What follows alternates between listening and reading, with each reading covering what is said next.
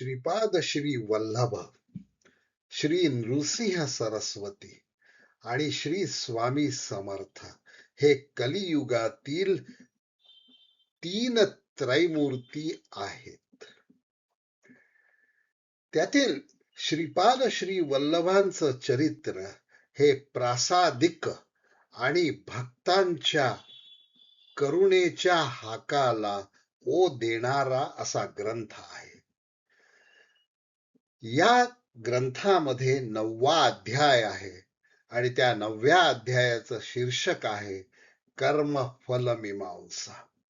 Life positive या कर्मफल मीमांसेवर मानसशास्त्रीय विवेचन करणाऱ्या एक सिरीज सुरू करते आहे.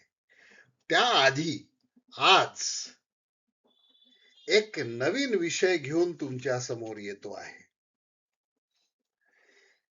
या 9व्या अध्यायातील एक परिच्छेद आपल्या समोर ठेवतो आहे आणि मग कुठल्या करिअरच्या लोकांनी हा परिच्छेद वाचला तर त्यांच्या व्यावसायिक जीवनामध्ये प्रगती होऊ शकते ते मी नक्की सांगणार आहे.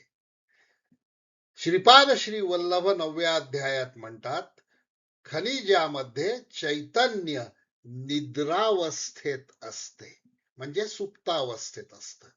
खनिज स्थितीत प्राण अंतर्लीन होऊन राहतो. खनिजामध्ये अनेक रासायनिक प्रक्रियांमुळे प्राणाची उत्पत्ती होते.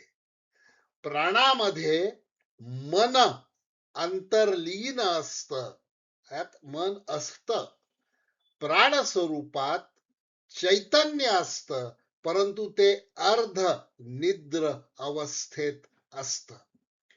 ही स्थिती आपणाला वृक्षामध्ये स्पष्ट दिसते आणि ही स्थिती मादक द्रव्य सेवन करणाऱ्या माणसामध्ये आपल्याला दिसते. प्राणशक्ती रूपाने जेव्हा चैतन्य व्यक्त होते, जेव्हा प्राणशक्ती जागृत होते, ते खनिजामधील असो, वृक्षामधील असो, मानवामधील असो, प्राणशक्ती जागृत झाली की चैतन्य तत्व परिणामक्रमाने विकसित होते आणि मनाच्या माध्यमातून कर्म करण्यास अभ्यस्त होते.